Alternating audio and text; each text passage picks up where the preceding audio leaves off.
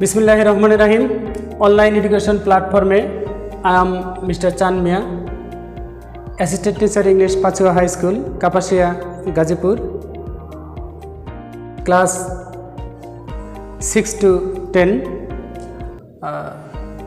subject English second paper. Because of COVID-19 we can't attend our class regularly. For this reason we arranged online class. My today's topic is technique of fill in the blanks. আজকে আমার বিষয়টি হচ্ছে সহজে কিভাবে আমরা শূন্যস্থান পূরণ করতে পারি। শূন্যস্থান পূরণ করার ক্ষেত্রে ভার্বের কোনো বিকল্প নেই। তোমরা জানো verb is a such kinds of word which shows an action, যা দ্বারা কর্ম বোঝায় তাকেই ভার্ব বলা হয়। ভার্বকে প্রথমত দুটি ভাগে ভাগ করা হয়েছে, ফাইনিট ভার্ব এবং নন ফাইনিট ভার্ব। ফাইনিট ভার্বকে আবার দুই ভাগে ভাগ করা হয়েছে, principal verb, auxiliary verb. Principal ভার্বকে আবার দুটি ভাগে ভাগ করা হয়েছে, ট্রান্সিটিভ ভার্ব এবং ইনট্রান্সিটিভ ভার্ব। ট্রান্সিটিভ ভার্বকে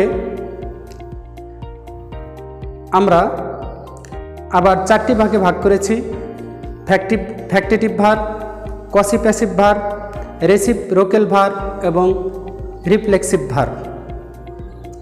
আবার ইনট্রান্সিটিভ ভার্বকেও তিনটি ভাগে ভাগ করা যায়, কাপুলেটিভ ভার্ব, কগনেট ভার্ব এবং কসেটিভ ভার্ব। তো আমরা এদিকে রেখে এসেছি non finite verb. Non finite ভার্বকে তিনটি ভাগে ভাগ করা যায়, পার্টিসিপল, জিরান্ড এবং ইনফিনিটিভ। পার্টিসিপল ভার্বের সাথে আইএনজি যুক্ত হয়ে অথবা ইডি যুক্ত হয়ে যদি একই সঙ্গে ভার্ব এবং অ্যাডজেক্টিভের কাজ করে তখন তাকে পার্টিসিপল বলা হয়। জিরান্ড হচ্ছে ভার্বের সাথে আইএনজি যুক্ত হয়ে যদি একই সঙ্গে ভার্ব এবং নাউনের কাজ করে তখন তাকে জিরান্ড বলা হয়। আমি একটা উদাহরণ দিলে তোমরা সঠিকভাবে বুঝতে পারবে। গোয়িং দেয়ার,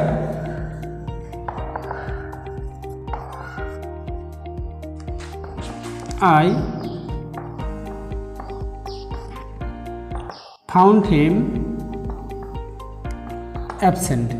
এই যে গোয়িংটা একই সঙ্গে ভার্ব এবং নাউনের কাজ করেছে, যার জন্য এটিকে আমরা জিরান বলতে পারি। আর ইনফিনিটিভ হচ্ছে টু সহ ভার্বকে ইনফিনিটিভ বলা হয়, এটাও জিরানটিরই কাজ করে। যেমন একটি উদাহরণ দিলে তোমরা বুঝতে পারবে কলমের সমস্যা। টু গো দেয়ার, এটা কি হলো? ইনফিনিটিভ হয়ে গেল। I found him absent। আরও উদাহরণ দিতে পারি, we came here dash English। এখানে আমরা কি দিতে পারি? To learn English. অথবা টু লার্ন না দিয়ে আমরা কি দিতে পারি? Learning English. এখানে তোমরা সহজে বুঝতে পেরেছ, একই সিম্পল সেন্টেন্সে যদি দুটি ভার্ব থাকে, পরবর্তী ভার্বটি ইনফিনিটিভ হতে পারে অথবা জিরান্ট হতে পারে। যেমন আমি আরেকটি উদাহরণ যদি দেই, দ্য গার্ল ওয়েন্ট অ্যাওয়ে। এই যে ওয়েন্ট একটা ভার্ব আছে, তাহলে এটা কি হবে? টু ডান্স অথবা ডান্সিং। এখানে আমরা টু ডান্সও দিতে পারি, ডান্সিংও দিতে পারি। মেয়েটি নাচতে নাচতে চলে গেল। আচ্ছা, যাই হোক, আজকে আমি অক্সিলারি ভার্বের বিভিন্ন কৌশল নিয়ে তোমাদের সাথে কথা বলবো। অক্সিলারি ভার্বকে দুই ভাগে ভাগ করা হয়েছে, একটা হলো প্রাইমারি অক্সিলারি, আরেকটি হচ্ছে মডাল অক্সিলারি। প্রাইমারি অক্সিলারি ভার্বকে তিনটি ভাগে ভাগ করা হয়েছে। প্রাইমারি অক্সিলারি একে তিন ভাগে ভাগ করা হয়েছে, যেমন to do verb plus verb on. To do ভার্বের পরে সবসময় কি হয়? ভার্ব অন হয়। এটা খেয়াল রাখবে তোমরা যেখানে বসুক না কেন। টু ডু ভার্বগুলো কি? ডু, ডিড, আরেকটা হচ্ছে ডাস। এদের সংখ্যা হচ্ছে তিনটি। এই টু ডু ভার্বের পরে কিন্তু সবসময় কি হয়? ভার্ব অন হবে। যেমন এখানে একটু উদাহরণ দিলে বুঝতে পারবে। What do you want. এই যে ডু এর পরে কি এসেছে? Verb one. Verb on.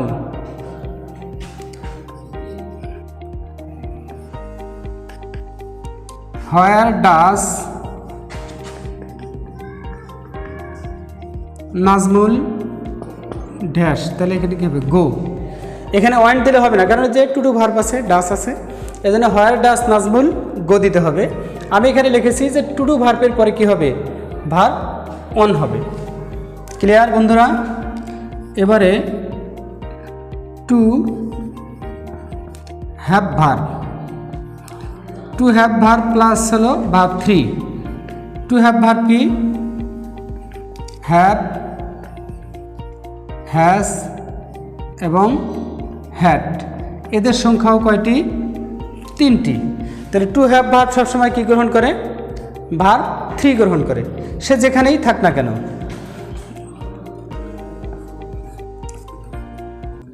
I have dash the work just now. I have কি? finished. I have finished the work just now. I have done the work just now. I have completed the work just now. এরকম আমরা দিতে পারি। তবে আরও বলে রাখি যে কোনো সেন্টেন্সে যদি just, just now, already, yet, lately, recently ইত্যাদি থাকে, তাহলে সেটি অবশ্যই প্রেজেন্ট পারফেক্ট টেন্স হবে। আর প্রেজেন্ট পারফেক্ট টেন্সেও স্ট্রাকচারটা হচ্ছে subject plus have has verb three plus extension. Verb three হচ্ছে ভার্বের পাস্ট পার্টিসিপল রূপ, অর্থাৎ ভার্বের তৃতীয় রূপটিকে আমরা ভার্ব থ্রি বলবো। সংক্ষেপে বলার জন্য ভার্ব থ্রি লিখে দিয়েছি। আরও লক্ষ্য করো তোমরা, he had dash his father. He had কি হবে? Lost his father. এই যে হ্যাডের পরে কি হয়েছে? ভার্ব থ্রি হয়েছে।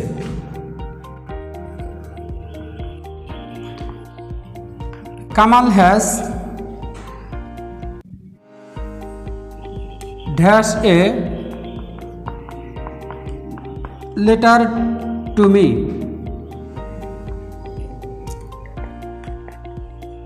Written a letter to me. Kamal আমাকে একটি পত্র লিখিয়েছে।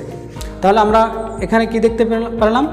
টু হ্যাভ ভার্ব যেখানে থাকবে তার পরবর্তীতে ভার্ব থ্রি বসবে, এর কোনো বিকল্প নেই।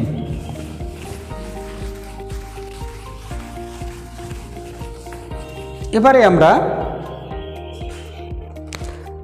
টু বি ভার্বের ব্যবহার দেখব। To be verb plus verb plus ING. তবে প্যাসিভ হলে to be plus verb three. Passive বুঝবো কিভাবে? প্যাসিভ বোঝার নিয়ম, প্যাসিভ সমান সমান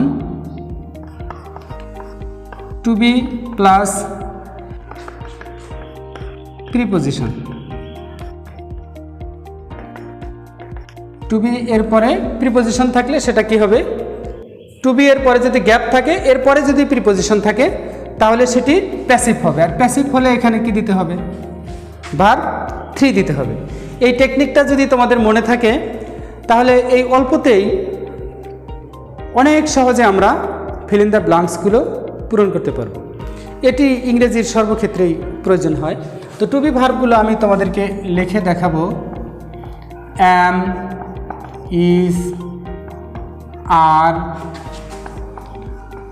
ওয়াজ, ওয়্যার, এই 5টি হচ্ছে to be verb.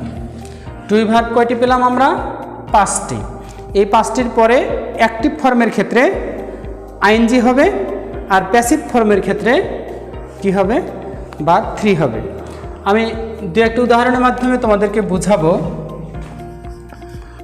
We are dash English now. Now at this moment, at present. Now at present এই কথাগুলো উল্লেখ থাকলে অবশ্যই প্রেজেন্ট কন্টিনিউয়াস টেন্স হয়। তাহলে we are dash English now. We are কি? Learning English now. এখন আমরা কি করিতেছি? ইংরেজি শিখিতেছি। তাহলে এটাকে যদি আমরা প্যাসিভ করতে যাই, প্যাসিভ কি হবে? English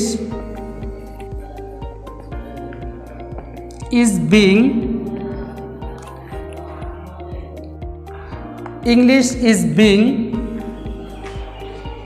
dash by us now।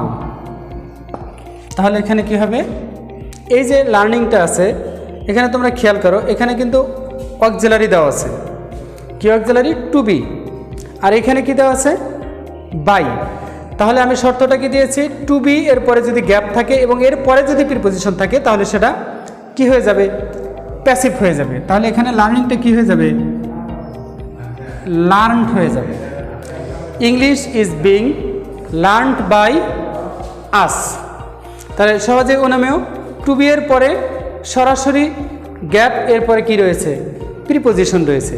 তাহলে এই গ্যাপে কি হবে? অবশ্যই ভার্ব 3 হবে। তো বন্ধুরা আমরা আরও সহজে বুঝতে পারি।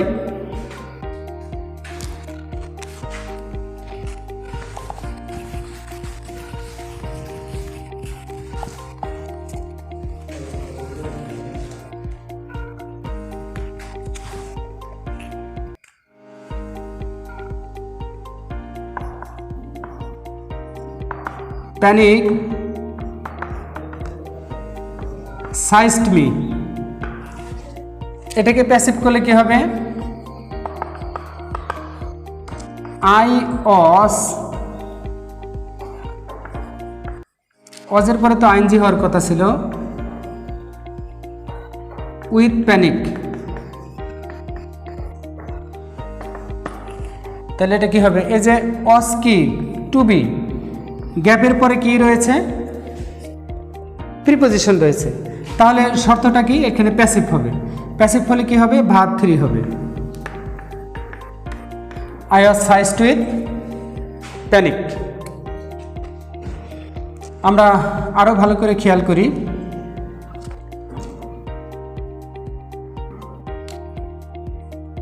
দ্য ফ্যান ইজ মুভিং, এটাকে প্যাসিভ করলে কি হবে? এটা ছিল অ্যাক্টিভ। এটাকে প্যাসিভ করলে কি হবে? The fan is being dash, the fan is being moved. এইখানে the fan is being moved by electricity, এখানে কি এই প্রিপোজিশন যোগে যেই অবজেক্টটি থাকে সেটা উজ্জ্ব থাকতে পারে। The fan is moving, the fan is being moved. এরকমভাবে আমরা কি করতে পারি? প্যাসিভগুলো অ্যাড্রেস করতে পারি। আর সেক্ষেত্রে প্যাসিভ সেন্টেন্সের ক্ষেত্রে অক্সিলারি ভার্ব থাকার পরেও মূল ভার্বটি কী হয়ে যাবে? পাস্ট পার্টিসিপল হবে। এই ক্ষেত্রেই আমরা বেশিরভাগ ভুল করে থাকি। যেমন আমি আরেকটা সেন্টেন্স লিখি, I am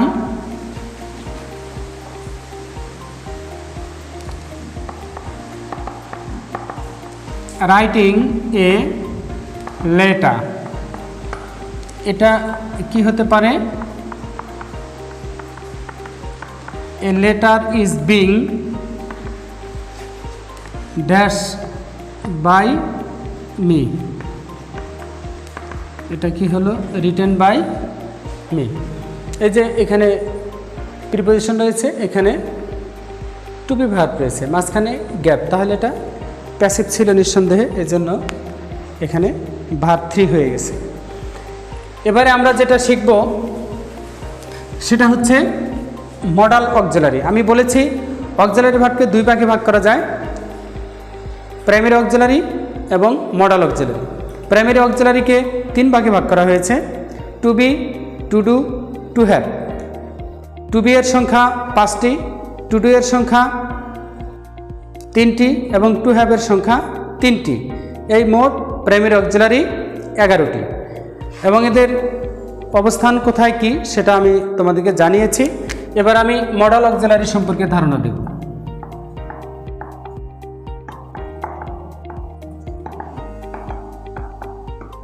modal auxiliary, modal auxiliary কি? Modal auxiliary plus verb 1। তবে থাকলেই ঝামেলা। তবে মডাল প্লাস বি থাকলে কি হবে? ভার্ব 3 হবে। মডাল অক্সিলারির পরে অবশ্যই ভার্ব 1 হবে, তবে মডালের পরে বি থাকলে কি হবে? ভার্ব 3 হবে। যেমন আমি তোমাদেরকে একটু উদাহরণ দিয়ে বুঝাই। We must dash our parents. অবশ্যই পিতামাতাদেরকে কি করতে হবে? সম্মান করতে হবে। উই মাস্ট কি হবে এখানে? ওবে। রেসপেক্ট, যাই লেখো কি হবে এখানে? ভার্ব 1 হবে। We must listen to our parents, তাও হতে পারতো। মাস্টের পরে কি হলো? অবশ্যই ভার্ব 1 হবে। যদি আমরা এরকম করি, our parents must be dash by us. এই দেখো যে মাস্টের পরে কি আছে? বি আছে, তাহলে বি থাকলে কি হবে? ভার্ব 3 হবে। তাহলে এখানে কি হবে? রেসপেক্টেড অথবা অবেড। এখানে রেসপেক্টেড হবে অথবা ওবেড হবে। We must obey our parents must be obeyed by us.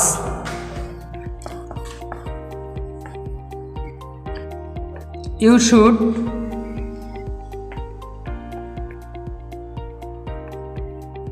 Follow the, এই যে শুডের পরে ভার্ব 1 হয়েছে। এক্সাম্পল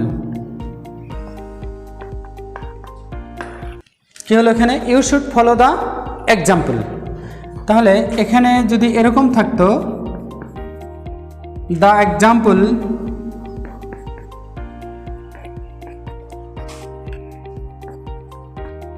শুড বি ড্যাশ, তাহলে এটা কি আছে? শুডের পরে বি আছে, তার মানে ডিটেকটিভ হয়ে গেছে। এই জন্য এখানে কি হবে? ফলো ইট হয়ে যাবে, ভার্ব 3 হয়ে যাবে। The example should B follow ইট হয়ে গেল। বাই ইউ, তুমি এ সেন্টেন্স এটা থাকতেও পারে, নাও থাকতে পারে, কিন্তু মুখ্য বিষয়টা হচ্ছে যদি মডালের পরে বি থাকে সেক্ষেত্রে অবশ্যই ভার্ব 3 হবে। এখন মডাল অক্সিলারিগুলা কি এবং কারা সেগুলো সম্পর্কে তোমাদেরকে আমি একটা চার্ট দিচ্ছি। May, might, can, could, will, would, shall, should, ought to, dare, need, must। Use to, এই কয়টা অক্সিলারি ভার্ব, মডেল অক্সিলারি কয়টা, এই 13টা। 13টা ভার্বের পরে কি হবে, ভার্ব অন হবে। তবে এদের পরে যদি বি থাকে অবশ্যই ভার্ব 3 হবে। এ থেকে আমরা বুঝতে পারছি যে খুব সহজেই আমরা ফিল ইন দ্য ব্ল্যাঙ্কসগুলো পূরণ করতে পারি যদি আমরা এই 24টি অক্সিলারি ভার্বের সঠিক ব্যবহার বুঝতে পারি। পর্যায়ক্রমে আরও অনেক নিয়ম আছে, 70-এর ঊর্ধ্বে ফিল ইন দ্য ব্ল্যাঙ্কসের টেকনিক রয়েছে। এগুলো তো আর একদিনে আলোচনা করা সম্ভব নয়। আমি পর্যায়ক্রমে অবশ্যই তোমাদের সাথে আলোচনা করব। তো তোমরা জানো অনেক টেকনিকই আছে, যেমন মনে করো with a view to, look forward to, get use to, without, by, for, after, before, while, এদের পরে যদি ভার্ব বসে তাদের সাথে কিন্তু সরাসরি আইএনজি যুক্ত হয়। এগুলো তো আসলে অনেক নিয়ম, একদিনে এগুলো বলে শেষ করা সম্ভব না। তারপরে আমি একটু বলছি তোমাদেরকে। যেমন মনে করো without dash balance diet,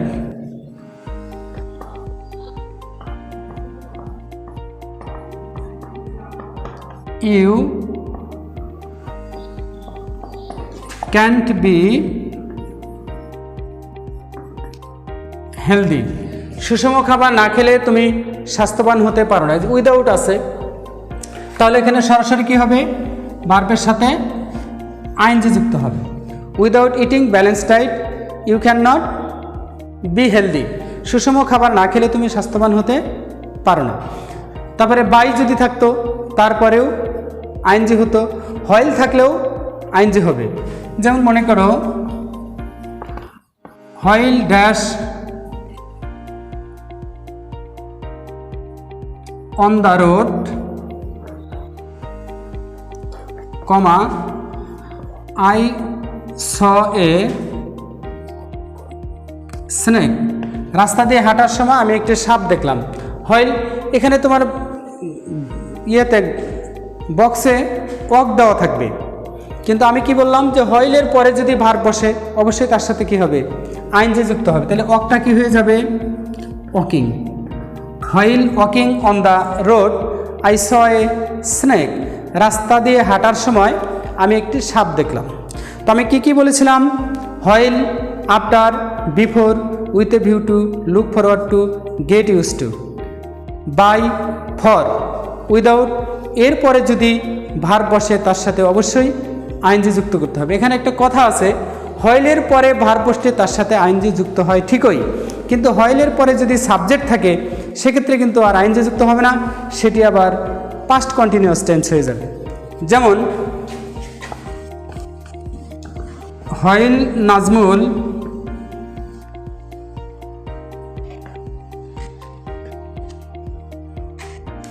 dash a song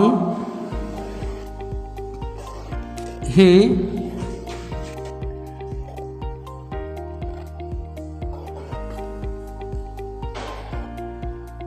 became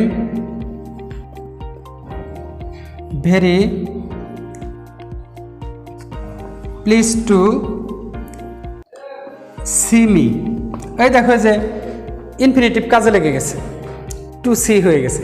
while Nazmul dash a song he became very please two see me, Nazmul যখন গান গাচ্ছিল সে আমাকে দেখে খুব খুশি হলো।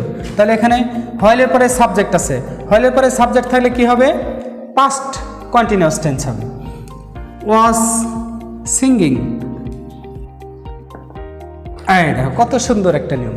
While Nazmul was singing a song he became very please two see me, যখন নাজমুল একটি গান গাচ্ছিল সে আমাকে দেখে খুবই খুশি হলো। তাহলে এখানে কিন্তু হোয়াইলের পরে আর আইএনজি যুক্ত হলো না, হোয়াইলের পরে সাবজেক্ট থাকার কারণে এখানে কি হয়ে গেল, ওয়াজ সিঙ্গিং হয়ে গেল, পাস্ট কন্টিনিউয়াস টেন্স হয়ে গেল। তাই বন্ধুরা ভয়ের কোনো কারণ নেই, যত নিয়মই থাক আমরা এগুলা মোকাবেলা করতে পারবো যদি আমরা সঠিকভাবে নিয়মগুলো শিখতে পারি। আজ এ পর্যন্তই। তোমরা সবাই ভালো থাকবে, সুস্থ থাকবে, আমার জন্য দোয়া করবে, আর বাড়িতে বসে বসে আল্লাহ রসুলের নামে ঠিক মতো লেখাপড়া করবে। ধন্যবাদ সবাইকে।